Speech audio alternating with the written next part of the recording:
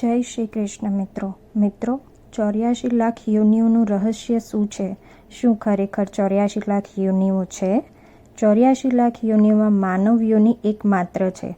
84 લાખ ખરેખર શા માટે શ્રેષ્ઠ છે? મિત્રો, આજે આપણે યોનિઓમાં ભટકવાનું છે. તમને આ વિડીયોમાં વર્ણવેલ હિન્દુ ધર્મની વિશેની માહિતી મળશે. 84 લાખ યોનિઓ સંબંધિત રહસ્ય જાણવા જાઓ. જો તમને રસ હોય તો તમારે આ વિડીયો અંત સુધી અવશ્ય જુઓ અને વિડીયો ગમ્યો હોય તો કૃપા કરીને ચેનલને પણ લાઈક કરો અને સબસ્ક્રાઈબ કરો. કોમેન્ટ બોક્સમાં જય શ્રી કૃષ્ણ લખો. મિત્રો, હિન્દુ ધર્મના મુખ્ય ગ્રંથો વેદ અને મહાપુરાણોમાં શ્રદ્ધુનો રહસ્યો અને જ્ઞાન, તેમાંથી ચોથા ભાગમાં છુપાયેલા મનુષ્યો છે. જો તમે તેના જીવનની તમામ સમસ્યાઓ જાણો છો, તમે તમારા પોતાના પર અને જીવનમાંથી દૂર જશો. ભગવાન આ બધું પ્રાપ્ત કરશે. ક્યાંક શાસ્ત્રો અને પુરાણોમાં 8 લાખ યોનિની વાત વર્ણવી છે અને સાંભળવામાં આવ્યું છે, પણ શું તે ખરેખર હિન્દુ ધર્મ છે? જો ધાર્મિક રીતે 84 લાખ યોનિઓ છે, જો જોવામાં આવે તો વેદ, પુરાણ અને ધર્મશાસ્ત્રોમાં પણ કુલ 84 લાખ પ્રજાતિઓનું વર્ણન કરવામાં આવ્યું છે. હિન્દુ શાસ્ત્રો અનુસાર જોવા મળે છે, આત્મા જન્મ મરણના ચક્રમાંથી મુક્ત થાય છે, જેને 84 લાખ પ્રજાતિઓમાંથી પસાર થવું પડે છે. આ સિદ્ધાંત જણાવે છે કે જેથી દરેક આત્મા મોક્ષ પ્રાપ્ત કરી શકે છે.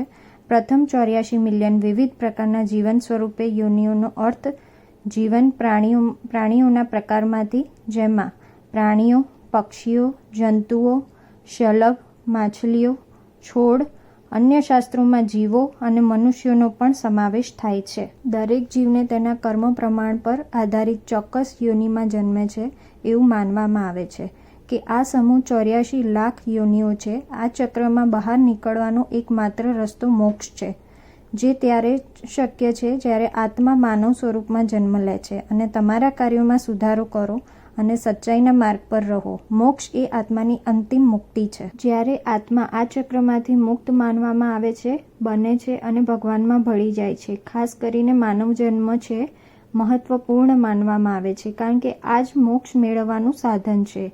હેતુ આત્માને શુદ્ધ કરવાનો છે અને ભગવાન સાથે એકતા તરફ દોરી જાય છે. જ્યાં સુધી આત્મા તેના કર્મોનું ફળ ભોગવે છે, જ્યાં સુધી તે લે નહીં, ત્યાં સુધી તેને યોનિના આ ચક્રમાં રહેવા દેવામાં આવશે નહીં. મિત્રો, મારે 84 લાખમાં બંધાયેલું રહેવું છે યોનિ માનવામાં આવે છે, કારણ કે તે વિશ્વમાં પ્રતિકાત્મક રીતે સંખ્યા 84 લાખ યોનિઓ અલગ અલગ પુરાણોમાં અલગ અલગ બતાવવામાં આવી છે, પરંતુ છે બધી એક જ. આ 84 લાખ યોનિઓને 2 વિભાગમાં વહેંચવામાં આવી છે. એમાં પહેલું છે યોનેજ અને બીજું છે આયોજન, અર્થાત 2 જીવના સંયોગથી ઉત્પન્ન થતા પ્રાણીઓને યોનેજ કહેવામાં આવે છે, અને જો એની મેળે અમીબાની રીતે વિકસિત થાય એને આયોજન કહેવામાં આવે છે. આવી રીતે સ્થૂળ પ્રાણીઓને 3 વિભાગમાં વહેંચવામાં આવ્યા છે. નંબર 1, જળચર, જળમાં રહેવાવાળા બધા જ પ્રાણીઓ. નંબર 2, હલચર, એટલે કે પૃથ્વી પર વિચરણ કરવાવાળા બધા પ્રાણીઓ. અને નંબર 3, નભચર, એટલે કે આકાશમાં વિહાર કરવાવાળા બધા પ્રાણીઓ. 4 વર્ગોમાં વિભાજિત કરી શકાય છે. નંબર 1, વિવિપેરસ, તે સજીવો જે ગર્ભના દ્વારા જન્મે છે. ઉદાહરણ તરીકે માનવ, ગાય, કૂતરો, બિલાડી, હાથી અને અન્ય સસ્તન પ્રાણીઓ. યોનિમાર્ગ ગર્ભાવસ્થામાં પસાર થાય છે. અંદર વૃદ્ધિ પામતા સજીવો સૂચવે છે. નંબર 2, એ ઈંડા દ્વારા જન્મ આપે છે. ઉદાહરણ તરીકે પક્ષીઓ, સાપ ઈંડામાંથી બહાર આવે છે. ત્રીજા નંબરમાં માછલી અને અન્ય સ્પાવિંગ જીવોનો સમાવેશ થાય છે. આ જીવો પરસેવા કે ગંદકીમાં જન્મે છે. ઉદાહરણ તરીકે નાના જંતુઓ છે, બેક્ટેરિયા અને અન્ય સૂક્ષ્મ સજીવો પરસેવો કરે છે. અને શસ્ત્રોમાં કુદરતી રીતે ઉલ્લેખ છે સજીવો ઉદ્ભવે તેમ કર્યું. અને ચોથા નંબરે આ જીવો વૃક્ષો અને છોડ ઉભરી આવ્યા છે અને છોડની શ્રેણીમાં આવે છે. ઉદાહરણ પદ્મનું વર્ણન પદ્મ પુરાણમાં પણ જોવા મળે છે. મહર્ષિ વેદવ્યાસજી દ્વારા લખાયેલા પુરાણ, તે પૌરાણિક ગ્રંથ પદ્મ પુરાણમાં માનવામાં આવે છે. એવું કહેવામાં આવ્યું છે કે દરેક સજીવને એના કાર્યોની સજા મળે છે. વ્યક્તિનો આગલો જન્મ તે પ્રમાણે થાય છે. માત્ર ઉચ્ચ કર્મ જ વ્યક્તિને આ જ જન્મ અને મૃત્યુના ચક્રમાંથી મુક્ત કરે છે. પુરાણમાં વર્ણવ્યા પ્રમાણે આપણને મુક્ત કરી શકે છે આ એક શ્લોક દ્વારા જાણી શકાય છે. આ 84 લાખ યોનિઓ કઈ છે? શ્લોક છે: જલજ નવ લક્ષ સ્થાવર લક્ષ વિમસાર દ્રસંખ્ય પક્ષ નામ 10 લક્ષ્મણ 30. આ શ્લોકમાં જીવંત પ્રાણીઓની 10 લાખ પ્રજાતિઓ છે. આકાશમાં ઉડતા પક્ષીઓની સંખ્યા 30 છે. જમીન પર વસતી લાખો પ્રજાતિઓ અથવા જીવજંતુઓની 11 લાખ પ્રજાતિઓ અને કરોળિયાની 20 પ્રજાતિઓ છે. લાખો પ્રજાતિઓ વૃક્ષો અને છોડની છે. બાકીની 4 માણસ પાસે લાખો યોનિઓ છે. હવે મારા પ્રિય મિત્રો, ચાલો માની લઈએ કે આ 84 લાખ પ્રજાતિઓમાં મનુષ્ય યોનિ શ્રેષ્ઠ માનવામાં આવે છે. એવું માનવામાં આવે છે કે 84 લાખ પ્રજાતિઓમાં આત્મા એ મનુષ્યનો સર્વોચ્ચ અને વિશેષ જન્મ છે. મનુષ્યની યોનિમાં કેમ જોવા મળે છે? આત્માને મોક્ષ પ્રાપ્ત કરવાની તક પ્રાપ્ત થાય છે. એટલે કે જન્મ અને મૃત્યુનું આ ચક્ર, આટલા 84 લાખથી મુક્ત થવાનો રસ્તો, જન્મનું આ ચક્ર આત્માની શુદ્ધિ માટે જવાબદાર છે. અને આખરે મોક્ષ પ્રાપ્તિની પ્રક્રિયાનું પ્રતીક માનવ યોનિ 84 લાખ છે.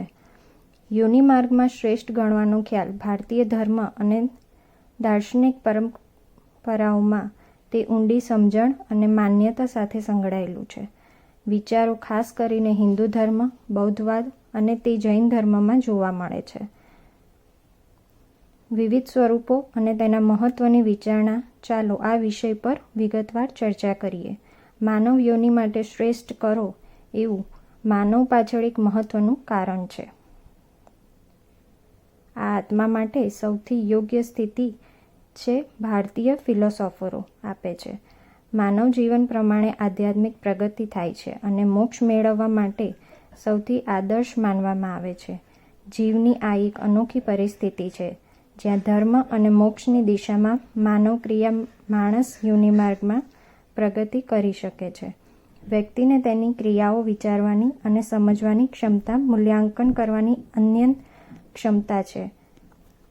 તેની પાસે માનવ બુદ્ધિ અને વિવેક બુદ્ધિની ક્ષમતા છે. જ્ઞાન અને જ્ઞાન તરફ જેવી અન્ય પ્રજાતિઓમાં માર્ગદર્શન આપે છે કે પ્રાણીઓ, પક્ષીઓ અથવા જંતુઓમાં આ ક્ષમતાઓ હોય છે. જ્ઞાનનો અભાવ છે જેના કારણે તેઓ આધ્યાત્મિક રીતે પ્રગતિ કરી શકતા નથી.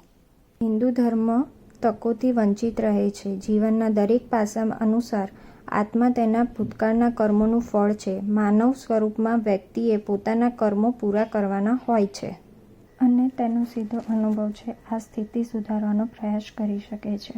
તેને તેના આત્માના વિકાસ માટે વધુ તકો આપવી માનવ સ્વરૂપમાં ધર્મ અને નૈતિકતા આપે છે. ધર્મનું પાલન કરવું શક્ય છે. તેના સિદ્ધાંતો અને સમાજને સમજવું, અપનાવવું, તમામ મનુષ્યો સાથે નૈતિક જીવન જીવવું. જીવનના અન્ય મહત્વપૂર્ણ પાસાઓ, યોનિ માર્ગમાં નૈતિકતાને અનુસરવું એટલું જ મહત્વપૂર્ણ છે. માનવ સ્વરૂપમાં સ્પષ્ટ અથવા શક્ય નથી. સામાજિક અને સાંસ્કૃતિક વિકાસ પણ માનવ સમાજ કલાનો વધુ ઉપયોગ કરે છે. વિજ્ઞાન, સાહિત્ય અને વિવિધ સંસ્કૃતિઓ જે માનવ યોનિ માર્ગમાં જ વિકસી છે.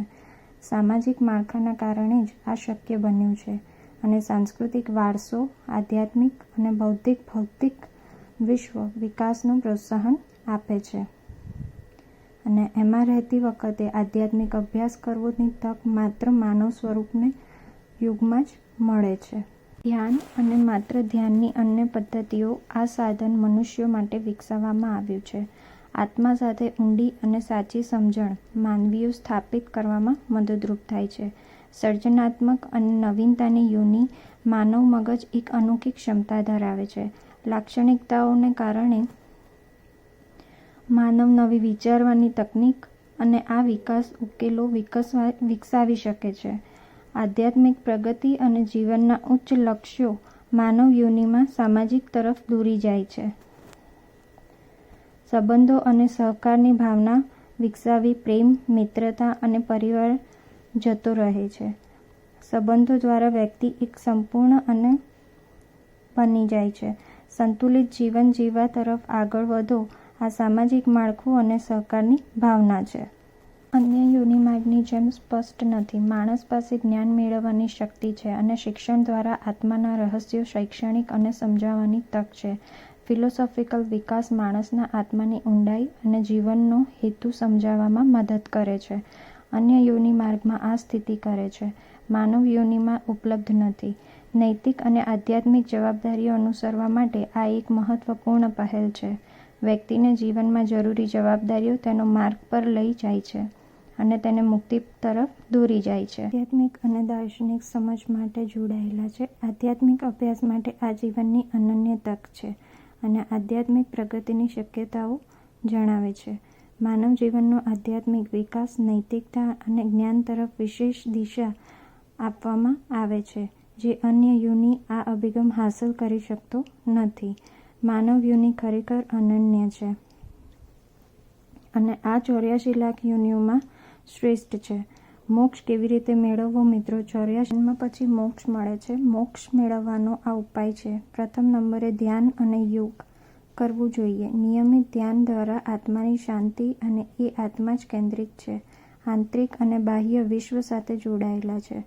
ધ્યાન ગેરમાન્યતાઓમાંથી મુક્ત થાય છે અને આત્માની વાસ્તવિકતા સમજવી યોગની વિવિધ પદ્ધતિઓ મદદ કરે છે, જેમ કે રાજયોગ, કર્મયોગ અને ભક્તિ યોગ.